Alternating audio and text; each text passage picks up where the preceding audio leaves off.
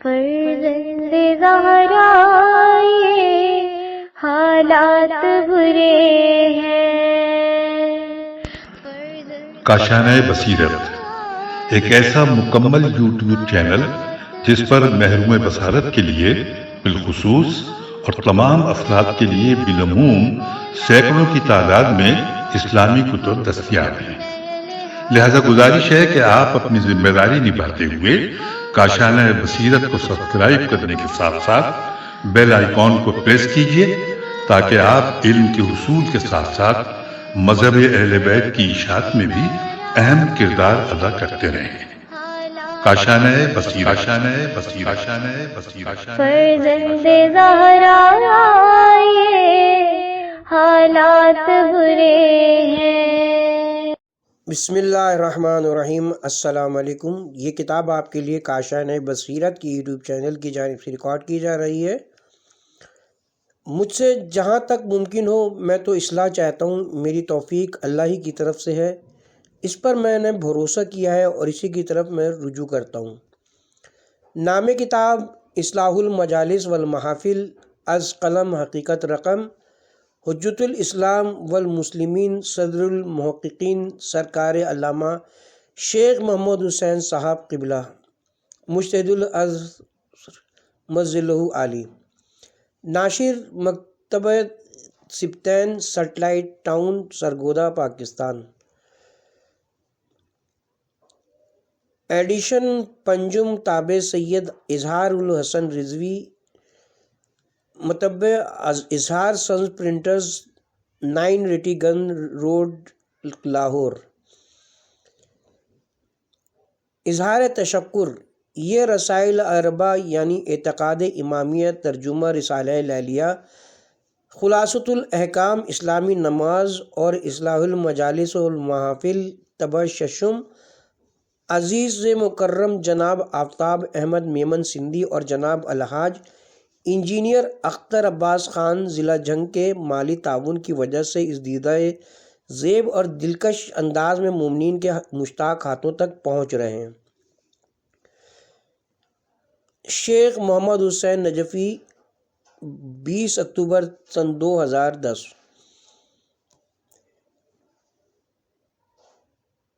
بسم اللہ الرحمن الرحیم۔ تمہید سدید، مدت مدیر سے یہ خیال دامنگیر تھا، نیز بعض قومی درد رکھنے والے احباب کا تقاضا بھی تھا کہ میں موجودہ مجالس و محافل اور جلوس ہائے عزا کی اصلاح پر کچھ قلم فرسائی کروں، اور جو غلط باتیں ان امور کی افادیت کو ختم یا کم کر رہی ہیں ان کے ازالے کی کوشش کروں، مگر حالات کی ناسازگاری، وقت کی عدم مساعدت اور جہال کے ہاؤ ہو کا خوف برابر اس ارادہ مبارکہ کی تکمیل میں سد براہ بنا رہا۔ نیز یہ توقع بھی تھی کہ شاید اور کوئی بزرگ عالم دین بلا خوف لوم لائم المحض جذبہ خدمت قوم و ملت سے سرشار ہو کر میدان عمل میں اتر کر اصلاح احوال کا بیڑا اٹھائے، مگر افسوس انتظار کرتے کرتے آنکھیں پھترا گئیں، دل کی دھڑکنیں تیز ہو گئیں، حالات روز بروز شدت کے ساتھ بد سے بدتر اور ابتر ہوتے جا رہے ہیں، مگر تاحال کسی صاحب کو کلمہ حق بلند کرنے کی توفیق الہی شامل حال نہیں ہوئی۔ قومی اتحاد و تنظیم کا شیرازہ جس طرح سے بکھر رہا ہے، یہ بکھیرا جا رہا ہے۔ ہماری موجودہ مجالس و محافل جس ڈگر پر جا رہی ہیں، قوم میں بدعملی کا جو دورہ ہے، بعض نام نہاد واعظین جس بے دردی سے قوم کے عقائد و اعمال کو خراب و برباد کر رہے ہیں، قوم دن بدن جس ایمانی و اخلاقی تنزل اور انحطاط کے گہرے کنویں میں گر رہی ہے، اسے کوئی بھی حمیت دین و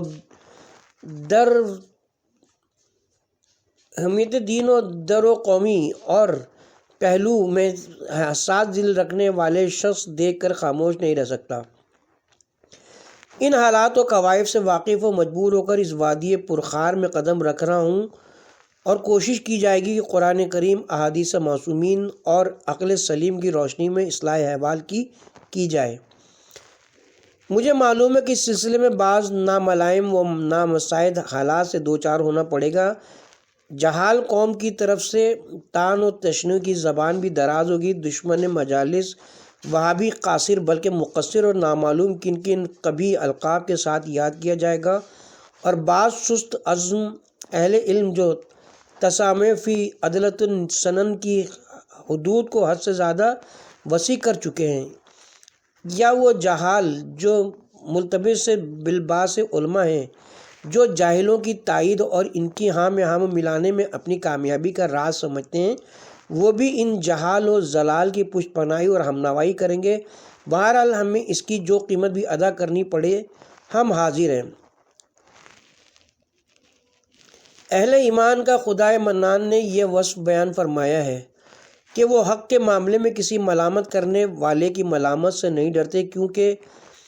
آئین جواں مردہ حق گوئی و بے باقی۔ جناب رسول خدا صلی اللہ علیہ وسلم کا یہ ارشاد باسداد اہل علم کو خواب غفلت سے بیدار کرنے کے لیے کافی ہے۔ جب میری امت میں بدعات و منکرات ظاہر ہوں تو عالم پر فرض ہے کہ وہ اپنے علم کا اظہار کرے، ورنہ اس پر خدا کی لعنت ہوگی۔ اصول کافی نیز ارشاد قدرت ہے، سورہ بقرہ پارہ 2 رکوع 3، جو لوگ اس کو چھپاتے ہیں، جو کھلی دلیلیں اور ہدایت ہم نازل کر چکے ہیں بعد اس کے کہ ہم نے کل آدمیوں کے لیے کتاب میں اس کو کھول کر بیان کر دیا، یقیناً انہی پر اللہ لعنت کرتا ہے اور انہی پر لعنت کرنے والے لعنت کرتے ہیں۔ ترجمہ مقبول۔ دینی ذمہ داری مجبور کرتی ہے کہ حق و حقیقت کے اظہار کے سلسلے میں بڑی سے بڑی زنجیر کو بھی کاٹ دیا جائے۔ جو ہو ذوق یقین پیدا ہو تو کٹ جاتی ہیں زنجیریں۔ بہرحال ہماری گردن میں اتنی سکت نہیں کہ انسان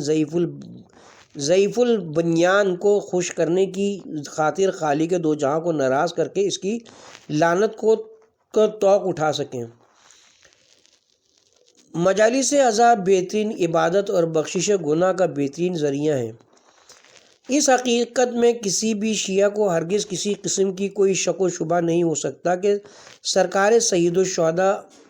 آیا دیگر ائمہ اطہار کے نامہائے نامی و اسم ہائے گرامی پر جو مجالس عزا یا محافل میلاد منعقد کیے جاتے ہیں،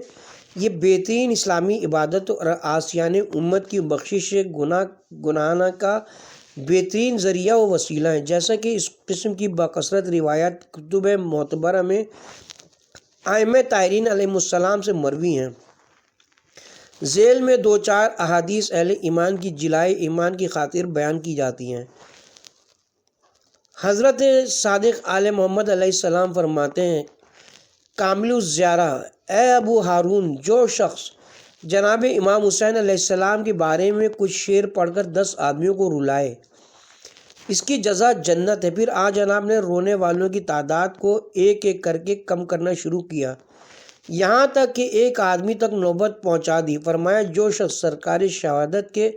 بارے میں کچھ اشعار پڑھ کر فقط ایک آدمی کو بھی رلا دے، اس کی جزا جنت ہے۔ کتاب لولو اور مرجان۔ نمبر 2، امام رضا علیہ السلام فرماتے ہیں، جو شخص ہماری مصیبت کو یاد کر کے روئے اور دوسروں کو رلائے تو اس کی آنکھ بروز قیامت نہیں روئے گی، جس دن دوسری آنکھیں رو رہی ہوں گی۔ عیون اخبار الرضا۔ نمبر 3، حضرت امام جعفر صادق علیہ السلام فرماتے ہیں، جو شخص جناب امام حسین علیہ السلام کے متعلق کچھ شعر پڑھے اور خود روئے اور 10 آدمیوں کو رلائے تو ان سب کے لیے جنت لازم ہو جاتی ہے۔ جو شخص آج جناب کے بارے میں کچھ شعر انشاء کر کے پڑھے اور خود روئے اور 5 آدمیوں کو رلائے تو ان کے لیے جنت ہے، اور جو شخص کچھ شعر پڑھ کر روئے اور صرف ایک آدمی کو رلا دے تو ان دونوں کی جزا جنت ہے۔ ثواب الاعمال مخفی نہ رہے کہ بطور تنقیح مناتا یہ بات طے شدہ ہے کہ نظم کے علاوہ نثر پڑھ کر رونے اور رلانے کا بھی یہی اجر و ثواب ہے، لیکن مجالس و محافل کے فوائد و عوائد کا ایک شمع ارباب عقل و دانش پر حقیقت مخفی و مستور نہیں کہ ہماری مجالس و محافل یا ماتم عزا کے جلوس اگر کسی صحیح سلیقے اور طریقے سے ان کا انتظام و اہتمام کیا جائے تو یہ بے شمار فوائد و عوائد کے حامل ہیں، اور ان میں غیر محدود اسرار و رموز مخفی اور پوشیدہ ہیں۔ حق تو یہ کہ سخت سے سخت ناملائم حالات اور نامساعد ادوار سے گزرنے کے باوجود ہمارے مذہب کی بقا و دوام، اس کی ترویج و ترقی کا راز اسی عزاداری سید الشہداء میں پوشیدہ ہے، بلکہ ہمارا قومی وجود بفضلِ تعالیٰ انہی مجالس عزا کا مرہون منت ہے۔ یہ وہ حقیقت ہے جس کا غیر مسلم مفکرین اور مورخین نے بھی اعتراف کیا ہے، جیسا کہ فرانس کے مشہور مورخ ڈاکٹر جوزف نے اپنی کتاب الاسلام والمسلمین میں مذہب شیعہ کی ترویج و ترقی کے فلسفے پر بحث کرتے ہوئے اس حقیقت کا اقرار کیا ہے۔ یہی وجہ ہے کہ ان مجالس و محافل کے انعقاد سے شعوری یا غیر شعوری طور پر قوم کو جو فوائد و عوائد حاصل ہوتے ہیں یا ہو سکتے ہیں، وہ تمام تو اس رسالے میں شمار نہیں کیے جا سکتے۔ ہاں البتہ بعض اہم فوائد کی طرف اجمالی اشارہ کیا جا سکتا ہے۔ نمبر 1، یہ مجالس و محافل دینی مسائل و معلومات حاصل کرنے کا وہ مدرسہ ہے جن میں بلا استثناء تمام مختلف طبقات شرکت کرتے ہیں، جن کو کسی اور جگہ اس طرح مجتمع ہو کر دینی استفادہ کرنے کا موقع نہیں ملتا۔ وہ یہاں اصول، فروغ، تاریخ، تمدن، اخلاق اور معصومین علیہ السلام کی سیرت طیبہ کے درس حاصل کرتے ہیں، جن سے ان کو اپنے عقائد و اعمال کی اصلاح میں خاصی مدد ملتی ہے اور اپنی سیرت کو سرکار محمد و آل محمد کی مقدس سیرت کے آئینے میں تشکیل دینے کا زرعی موقع ملتا ہے۔ نمبر 2، ان مجالس میں امر بالمعروف اور نہی عن المنکر کے ذریعے لوگوں کو اطاعت گزاری اور معصیت و غفلت شعاری سے اجتناب کرنے پر آمادہ کیا جاتا ہے، اور اس طرح ان کو اپنے مقصد خلقت کی تکمیل میں آسانی ہوتی ہے۔ وما خلقت الجن والانس الا لیعبدون، قرآن کریم۔ نمبر 3، ان مجالس و محافل میں حضرات معصومین علیہ السلام کے فضائل و مناقب اور مخالفین کے متائن و مصالب بیان کیے جاتے ہیں، جنہیں سن کر فطری طور پر سامعین کے اندر اخلاق حسنہ اور صفات جمیلیہ کے کسب کرنے اور اخلاق سیئہ و صفات رذیلہ سے اجتناب کرنے کا ملکہ صالحہ پیدا ہوتا ہے، جس سے سرکار ختمی مرتبت کی غرض بعثت کی تکمیل ہوتی ہے۔ حدیث نبوی متفق علیہ۔ نیز اس طرح اغیار پر ائمہ اطہار کی عظمت واضح و آشکار ہو جاتی ہے، اور سعادت خداوندی جن کے شامل حال ہوتی ہے وہ مذہب حق اختیار کر لیتے ہیں۔ نمبر 4، ان مجالس و محافل میں سرکار سید الشہداء کے عظیم دینی کارناموں کو بار بار سننے کی وجہ سے سامعین کرام کے اندر حق و حقیقت کی نصرت و تائید اور باطل نواز کا مقابلہ کرنے کا صالح جذبہ پیدا ہوتا ہے۔ نمبر 6، ان مجالس و محافل میں معرف توحید و عدل و نبوت و امامت و قیامت نیز دین اسلام کے احکام فرعیہ بیان ہوتے ہیں، جس سے مقصد شہادت حسین کی تکمیل ہوتی ہے اور سامعین کے عقائد و اعمال میں پختگی پیدا ہوتی ہے۔ اسی بنا پر تو معصومین علیہ السلام ایسی مجالس کو محبوب رکھتے ہیں۔ ایک دفعہ حضرت امام رضا علیہ السلام نے اپنے جلیل القدر صحابی فضیل سے دریافت فرمایا، اے فضیل، کیا تم آپس میں بیٹھ کر احادیث بیان کرتے ہو؟ راوی نے عرض کیا، نعم یا ابن رسول اللہ، ہاں فرزند رسول۔ یہ سن کر امام علی مقام نے فرمایا، میں ایسی مجالس کو محبوب رکھتا ہوں، اور پھر فرمایا، اس بندے پر رحم کرے، خدا اس بندے پر رحم کرے جو ہماری شریعت کو زندہ کرتا ہے، نفس المحموم۔ نمبر 7، ان مجالس میں چونکہ مظلومین کی مظلومیت اور ظالموں کے ظلم کو مؤثر انداز میں بیان کیا جاتا ہے، اس لیے سامعین کے قلوب میں مظلوم سے الفت و محبت اور ظالم سے بغض و نفرت پیدا ہوتی ہے۔ اگر ان حقائق کا بار بار تکرار نہ ہوتا تو مخالفین کو ان واقعات کے انکار کا موقع مل جاتا اور اس طرح مقصد شہادت فوت ہو کر رہ جاتا۔ مظلوم کی داد فریاد کو خدا بھی دوست رکھتا ہے۔ قریب ہے یارو روز محشر، چھپے گا کشتوں کا خون کیوں کر،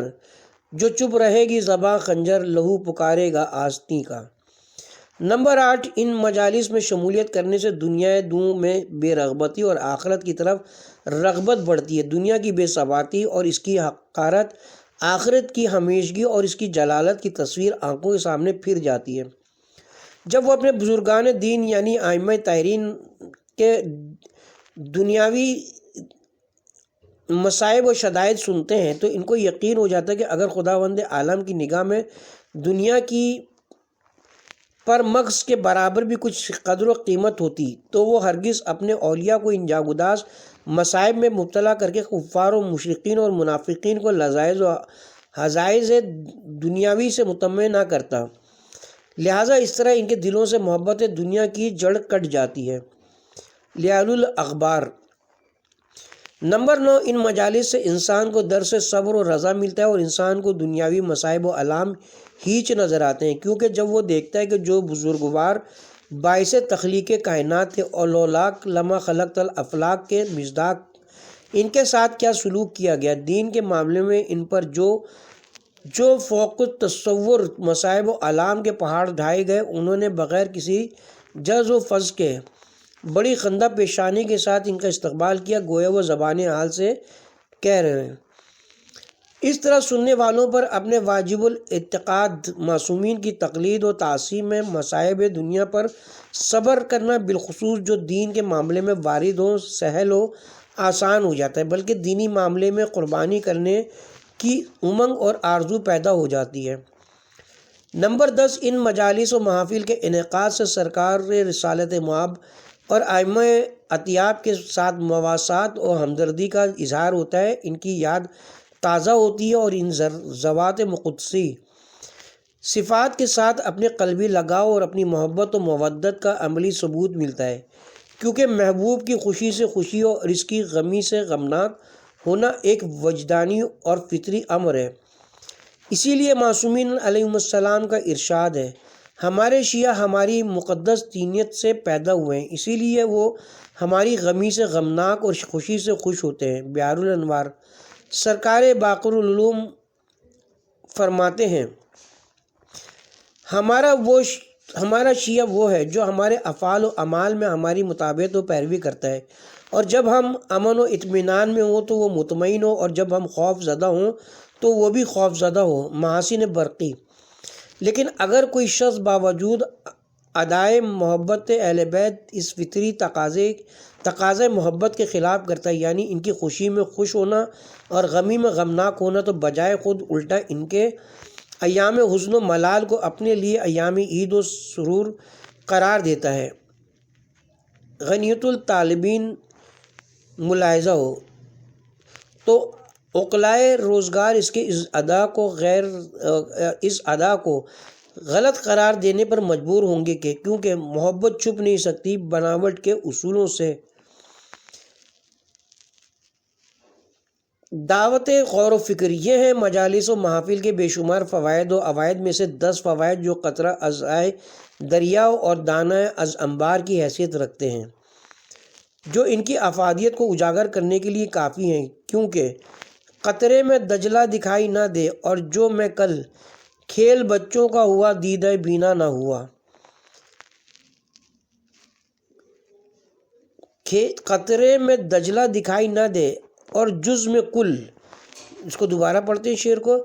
قطرے میں دجلہ دکھائی نہ دے اور جز میں کل کھیل بچوں کا ہوا دیدہ بینا نہ ہوا۔ آئیے ذرا موجودہ مجالس و محافل کا سرسری نگاہ سے ایک اجمالی جائزہ لیں اور پھر مجالس پڑھانے اور سننے والوں کے حالات و کوائف پر بھی ایک نظر ڈالیں۔ دیکھیں کہ آیا ان مجالس و محافل کے انعقاد سے یہ تقاضے پورے ہو رہے ہیں، آیا ان فوائد کے کچھ آثار و نتائج دکھائی دیتے ہیں، ہمارے اخلاق و اطوار سے ہمارا حسینی ہونا واضح و آشکار ہوتا ہے، کیا قوم میں دین کے نام پر مر مٹنے اور اس کے نام پر سب کچھ قربان کر دینے کا ولولہ پایا جاتا ہے، کہ کربلا والوں کے اتحاد و اتفاق کے تذکرے سننے والوں کی اپنی صفوں میں اتحاد و اتفاق موجود ہے؟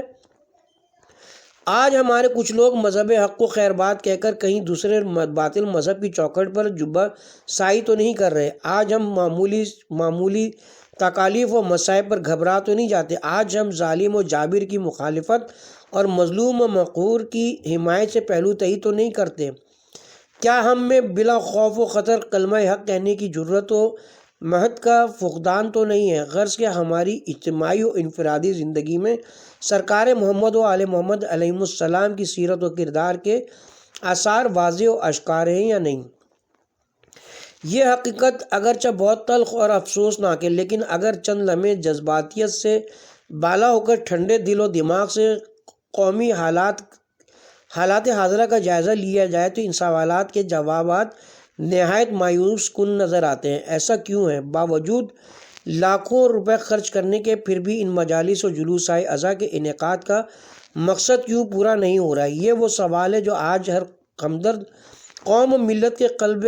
حساس میں بڑی شدت سے پیدا ہو رہا ہے، اور آج ہر شخص سوچنے پر مجبور ہے کہ اس نے کھویا کیا ہے اور پایا کیا ہے۔ در حقیقت اس سوال کا جواب پیش کرنے اور اس مرضی کی تشخیص اور اس کا علاج بتلانے کے لیے ہی یہ رسالہ سپرد قلم کیا جا رہا ہے۔ اصلاح مجالس کی ضرورت۔ ان حقائق سے اتنا تو اجمالاً واضح و لائح ہو جاتا ہے کہ موجودہ مجالس و محافل میں کچھ ایسی خرابیاں اور خامیاں ضرور موجود ہیں جن کی وجہ سے مطلوبہ فوائد عظیمیہ حاصل نہیں ہو رہے ہیں۔ ہم اس کے قائل نہیں ہیں کہ اگر مسجد میں قوالی ہوتی ہے تو مسجد گرا دی جائے، یا اگر بعض بزرگوں کی قبور پر عرس منایا جاتا ہے جس میں مناہی شریعہ کا ارتکاب ہوتا ہے تو ان قبور کو ہی اکھاڑ دیا جائے، یا اگر باغ میں کچھ خس و خاشاک پڑ جائے تو باغی تباہ کر دیا جائے۔ بھلا یہ کون سا فلسفہ ہے کہ ایک چیز اگر ناقص ہے تو اس کا بالکل استحصال کی کر دیا جائے؟ لہٰذا اگر ہماری موجودہ مجالس میں بد اعتقادی، بے عملی، بے اخلاصی، رسم پرستی اور خود غرضی وغیرہ قسم کی کچھ خرابیاں پیدا ہو گئی ہیں تو اس کا یہ تقاضا نہیں کہ معاذ اللہ یہ مجالس و محافل بند کر دی جائیں، بلکہ ہم اصلاح کے خواہش مند ہیں کہ خس و خاشاک گلزار عزائے حسینی سے دور کرنے چاہیے تاکہ ان مجالس و محافل کے انعقاد کا اصل مقصد حاصل ہو سکے اور مطلوبہ فوائد و آثار ان پر مرتب ہو سکیں۔ ہم مجالس ازا میں اصلاح چاہتے ہیں، نہ استحصال۔ تاریخ عالم شاہد ہے کہ جب بھی کوئی داعی حق کوئی اصلاحی پروگرام لے کر اٹھا تو اہل غرض لوگوں نے اس کے اصلاحی پروگرام کو غلط اور مسخ کر کے عوام الناس کے سامنے پیش کیا تاکہ عامت الناس اس کے فرمودات پر گوش حقیقت نیوش نہ دھرے اور اس کی اصلاحی آواز عوامی غوغا آرائی میں دب کر رہ جائے۔ سیدھا ستیزہ کار رہا ازل سے دا امروز، چراغ مصطفی سے شرار بولابی۔ لیکن ارباب اطلاع جانتے ہیں کہ حقیقت پر ہزار گھناؤنے پردے ڈالے جائیں وہ چھپ نہیں سکتی۔ حقیقت چھپ نہیں سکتی بناوٹ کے اصولوں سے۔ بہت جلد کذب و افتراء کا پردہ چاک ہو جاتا ہے اور حق و صدق اپنی پوری تابانیوں اور تابناکیوں کے ساتھ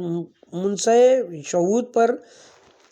جلوہ گر ہوتا ہے۔ اسی مسلمہ اصول کے مطابق ہمارے بعض دوستوں نے عوامی حلقوں میں یہ غلط تاثر دینے کی کوشش کی ہے کہ اس سلسلے مضامین سے ہماری یہ غرض ہے کہ معاذ اللہ مجالس کا سلسلہ بند ہو جائے یا اغیار کے لیے تہذیب کے اسباب فراہم کیے جائیں، اور یہ کہ ہم واعظین و ذاکرین کے مخالف ہیں، ان کو ختم کرنا چاہتے ہیں اور ان سے کلی مقاطعہ کے قائل ہیں وغیرہ وغیرہ۔ حالانکہ اسی مضمون کی ابتدا میں اصل مقصد کی وضاحت کر دی گئی ہے کہ ہم موجودہ مجالس کی اصلاح کے خواہش مند ہیں اور ان کو ان کی حقیقی شان میں دیکھنا چاہتے ہیں جو خدا اور رسول اور ائمہ ہدی علیہ السلام کو مطلوب ہے، اور ان کو ان تمام علائق سے منزہ اور مبرہ کرنے کی تمنا و آرزو رکھتے ہیں جو مخالفین کے لیے تہذیب کا باعث بنتی ہیں تاکہ ان مجالس ازا سے وہ فوائد و عوائد حاصل ہو سکے جن کے لیے ان کا اعتقاد عمل میں لایا جاتا ہے۔ ان فوائد کی تفصیلی سطور بالا میں ذکر ہو چکی ہے۔ ہم نے اپنی کوتاہی سے مقصد شہادت حسین کو نہیں سمجھا۔ حقیقت یہ کہ ہم نے اپنی کوتاہ اندیشی و کور نگاری سے سرکاری سید الشہداء کی عظیم قربانی کا اصل مقصد بہت ہی غیر اہم قرار دے رکھا ہے، جس سے شہادت حسین کی افادیت پر بہت ناملائم اثر پڑ رہا ہے۔ عام ذہنوں میں یہ ہی خیال راسخ ہے کہ ان مجالس ازا کا اصل مقصد گریہ و زاری اور سینہ کو بھی ہے، لہٰذا اگر سامعین کو خوب رقت ہو گئی تو ہماری مجلس مقبول، اور اگر گریہ کم ہوا تو مجلس نامقبول، اور اگر بعض سامعین کو غش بھی آ جائے تو پھر تو سبحان اللہ۔ اگر کوئی ذاکر یا مولوی حسب منشائے بانی مجلس گریہ خیز واقعات سے اگرچہ وہ موضوع و من گھڑتی کیوں نہ ہو خوب رلائے تو وہ ذاکر یا واعظ کامیاب ورنہ ناکام متسور ہے۔ اس میں کوئی شک و شبہ نہیں کہ مظلوم کے مصائب و آلام پر اشک غم بہانا بہترین عبادت اور ذریعہ بخشش اور رقت قلب کی علامت ہے، جو اخلاق جمیلیہ میں سے ایک عظیم الشان خلق جمیل ہے۔ ہم نہ اصل رونے کے مخالف ہیں نہ افراط گریہ کے، ہم ان لوگوں کو قابل نفرین سمجھتے ہیں جو ان جاگداز واقعات کو سن کر بڑی سنگدلانہ متانت کے ساتھ چپ چاپ بیٹھے رہتے ہیں۔ ہمیں اگر کوئی اختلاف ہے تو صرف اس بات سے کہ حسینی شہادت ایسے عظیم الشان واقعے کی اصلی غرض و غایت صرف رونے اور رلانے کو قرار دینا درست نہیں ہے، اور مجالس عزا کے انعقاد کا اصل مقصد فقط رونے اور رلانے کے اسباب فراہم کرنے کو قرار دینا ہمارے خیال میں حسینی شہادت کبریٰ کی لطافتوں اور نزاکتوں کو بے اعتنائی کی آماجگاہ بنانے کے مترادف ہے، کیونکہ یہ نظریہ قائم کرنا کہ سید الشہداء روح الفدا ایسے اولی العزم ہادی اور رہبر روز عاشورہ میدان کربلا کی جلتی ہوئی ریگ پر خون کے دریا میں محض اس لیے نہائے تھے اور اپنے اعزاء و انصار کی بے مثال قربانیاں محض اس لیے دی تھی کہ اس کے غم میں صرف مجالس عزا قائم کی جائیں، کچھ سطحی اور غیر مفید سی ذاکری کر لی جائے، فلمی دھنوں میں ضعیف بلکہ غلط و موضوع اور بالکل بے سروپار روایات اگرچہ بعض اوقات توہین اہل بیت کی حد تک بھی پہنچی ہوئی ہوں بیان کر کے رلایا جائے۔ اس نظریے سے جہاں یہ ثابت ہوتا ہے کہ صاحب نظریہ نے مقصد شہادت حسین اور اس کے اسرار و رموز کو نہیں سمجھا، وہاں اس سے یہ بھی واضح ہوتا ہے کہ اس نے حضرت امام حسین علیہ السلام کی جلالت، شان اور عظمت مکان کو بھی نہیں پہچانا۔ ہماری رائے یہ کہ جس کی تائید ہر سنجیدہ و فہمیدہ آدمی کرے گا کہ مجالس عزا ایک نہایت مفید انسٹیٹیوشن ہمارے سامنے ہے، اس کے ذریعے سے قوم میں ان اصولوں کی عملی وقت پیدا کرنی چاہیے جن کے لیے حضرت امام حسین علیہ السلام نے اپنی اور اپنے اعزاء و انصار کی بے مثال قربانی گوارہ کی، اور فضائل و مصائب اہل بیت کے ساتھ ساتھ ان میں اصول و فروع دین کا تذکرہ بھی موجود دور کے تقاضوں کے مطابق سائنٹیفک طریقوں سے کیا جائے۔ اگر ہم نے اس شہادت سے یہ فوائد حاصل نہیں کیے تو اس کے دوسرے معنی یہ ہوئے کہ ہم نے اس شہادت عظمیٰ کی افادی حیثیت کو بیکار سمجھ لیا ہے۔ شہادت حسین پر معرفت کے ساتھ رونا چاہیے۔ ابھی بھی اوپر واضح کیا جا چکا ہے کہ ہم گریہ کے مخالف نہیں بلکہ اسے عبادت سمجھتے ہیں، لہٰذا روئیے اور خوب روئیے، لیکن یہ گریہ و بکا ان لوگوں کا گریہ و بکا ہو جن کو امام حسین علیہ السلام کی صحیح معرفت ہے، جو ان اصول کا احترام کرنے کے لیے ہر وقت عملی طور پر تیار رہتے اور کرتے ہیں، جن کے لیے حسین علیہ السلام نے خونی کفن پہنا تھا، اور صرف مصائب سن کر رو لینا کوئی بڑا کمال نہیں۔ یہ واقعات ہی اس نوعیت کے ہیں کہ ان کو سن کر ہم تو کیا غیروں کے بھی آنسو نکل آتے ہیں۔ واقعات شاہد ہیں کہ خود کوفی و شامی ظلم بھی کرتے جاتے تھے اور روتے بھی جاتے تھے۔ اب انصاف شرط ہے کہ اگر ہم شہادت حسین سے صرف اس قدر متاثر ہوئے کہ اسے سن کر چند آنسو بہا لیے، کچھ رسمی ماتم کر لیا، تو پھر ہم میں اور اغیار میں فرقی کیا رہ گیا؟ افسوس ہے کہ شیعوں کو عالم طفیلیت سے ہی اس امر کا عادی بنا دیا جاتا ہے کہ وہ رونے کو ہی دین و دنیا کا مال سمجھیں، اگرچہ شہادت حسین کے دیگر اہم مقاصد اور اغراض و پامال بھی ہو جائیں۔ مصائب حسین پر رونے اور رلانے والی احادیث پر ہمارا ایمان ہے، لیکن ان کا منشا کسی لحاظ سے بھی یہ نہیں کہ شہادت کا مقصود بالذات اور اصل منشا صرف گریہ و بکا ہی ہے، اور ذاکر اور مولوی کو دوسرے مقاصد و اغراض سے کوئی ربط و تعلق ہی نہیں ہے۔ حقیقت یہ ہے کہ یہ گریہ و بکا سرکار شہادت کی شہادت عظمیٰ کی اصلی غرض و غایت کی نشر و اشاعت اور پرچار کا ایک ذریعہ اعلیٰ ہے، جسے ہم نے غلطی سے اصل مقصد سمجھ لیا۔ الغرض بکا کو ضمنی اہمیت دیتے ہوئے ہم کو ان مجالس ازا سے وہ اسباق حاصل کرنے چاہیے جن کی ہمارے مصلح اعظم سرکار سید الشہداء روح الفدا خود عملی نمونہ بن کر تعلیم دی ہے۔ ہم ہر سال محرم کا پہلا عشرہ یا پورا مہینہ اس سے زیادہ عرصے تک واقعات کربلا کو یاد کر کے روتے بھی ہیں اور رلاتے ہیں، امام باڑوں کی آرائش اور زیبائش بھی کرتے ہیں، شربت، شیرینی، چائے، سگریٹ وغیرہ رسوم پر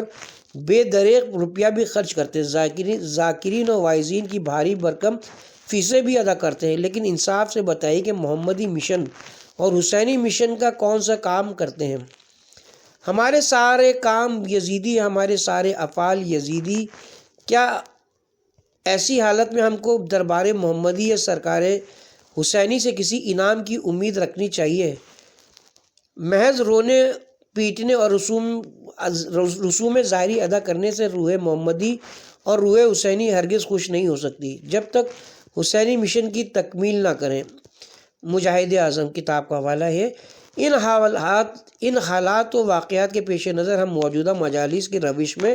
اصلاح چاہتے ہیں۔ اس مبارک عزم و ارادے پر ہمیں مخالف مجلس کہہ کر اس نیک ارادے سے باز نہیں رکھا جا سکتا، اور میں ان حالات میں یہ محسوس کرتا ہوں کہ گویا عاطف غیبی کی یہ صدا کانوں سے ٹکرا رہی ہے۔ خدا رکھے سروں پر قوم کے سایہ تر دائم، کیے جا خدمت دین لا تحف من لومۃ العائم۔ اگرچہ ہمیں معلوم ہے کہ قائرین کی اکثریت تو اس مضمون کو پڑھنے کی زحمت ہی گوارا نہیں کرتی ہوگی، اور جو معدود سے چند حضرات پڑھتے ہوں گے وہ اس پر عمل کرنے کی تکلیف نہ کرتے ہوں گے الا ماشاء اللہ۔ حقیقت یہ کہ ہماری قوم کے اصلاح احوال سے چیڑے، اور اس کی وجہ یہ کہ ہماری قوم کے افراد اپنے آپ کو مریض تصور ہی نہیں کرتے، اور ظاہر ہے کہ جب تک مریض کو یہ احساس نہ ہو کہ وہ مریض ہے، اس وقت تک اس کے علاج و اصلاح کی طرف متوجہ ہونے کا سوال ہی پیدا نہیں ہوتا۔ وہ علاج و اصلاح کے نام سے دور بھاگتا ہے۔ بالخصوص مالی خلیہ کے مریض تو بالعموم اسی مصیبت میں مبتلا ہوتے ہیں کہ وہ اپنے تئیں مریض خیال نہیں کرتے۔ ہمارے شیعوں کو بھی بالعموم یہ مالی خلیہ ہے کہ وہ تمام دینی و دنیاوی ضروریات کے عالم ہیں، اور وہ یہ باور نہیں کرتے کہ ان میں کوئی خامی ہے جس کی اصلاح ضروری ہے۔ ان کا یہ عام معقولہ ہے کہ ہم سب کچھ جانتے ہیں، اہل انصاف بتائیں کہ ایسے حالات میں اصلاح احوال کی کیا توقع ہو سکتی ہے، مگر محض اس خیال کے پیش نظر کے پیغمبر اسلام علیہ وآلہ افضل الصلاۃ والسلام کو حکم ہوتا ہے، اے رسول تم بار بار یاد دلاؤ اور واعظ و نصیحت کرو، کیونکہ اس طرح کا واعظ و پند اہل ایمان کو ضرور نفع دیتا ہے۔ نیز رسول اکرم صلی اللہ علیہ وسلم کا ارشاد ہے، اے علی اگر خداوند عالم تمہارے ذریعے سے ایک آدمی کو بھی ہدایت کر دے تو یہ عمل خیر تمہارے لیے دنیا و معافیہ سے بہتر و برتر ہے۔ ہم قوم کو یہ خطاب کر کے مانو نہ مانو جان جہاں تیار ہے، ہم نیک و بد حضور کو سمجھائے جائیں گے۔ مضمون پر مضمون لکھے جا رہے ہیں، اور یہ یقین ہے کہ ہماری اس داد و فریاد سے ضرور خواب غفلت میں سوئے ہوئے کچھ انسان تو بیدار ہو ہی جائیں گے اور اصلاح احوال کی طرف متوجہ ہو جائیں گے، اور یہی مقدار ہم اپنے مشن میں کامیابی کے لیے کافی سمجھتے ہیں۔ اس کے ساتھ ہی یہاں پہ اب ہم کتاب کے پارٹ نمبر 1 کا اختتام کرتے ہیں، اور پارٹ نمبر 2 کی ابتدا صحیح واعظین کا مقام و کام بہت بلند سے کریں گے۔